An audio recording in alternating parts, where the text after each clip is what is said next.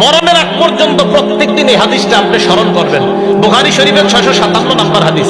নবীজি বলেন, লাকাদ হামামতু আন আমুরা, আমার মন চায় আন আমুরাল মুয়াজ্জিন, আমি মুয়াজ্জিনকে আদেশ করি, ফায়ুকিমা, মুয়াজ্জিনকে বলি তুমি নামাজ কায়েম করো, ইকামত দিয়া তুমি মানুষকে দাঁড় করাও। সুম্মা আমুরু রাজুলান, এরপর এক ব্যক্তিকে বলি, ফায়া উম্মান নাস, ওই ব্যক্তি ইমামতি করুক। এরপর সুম্মা আখুযু শু'লাম মিন নার, আমি তাদেরকে মসজিদে রাইখা আগুনের শিখা নিয়ে, আগুনের মশাল নিয়ে আমি ওই ব্যক্তির বাড়িতে যাই, ফাউহাররিকু, ওই ব্যক্তিকে জ্বালিয়ে দেই।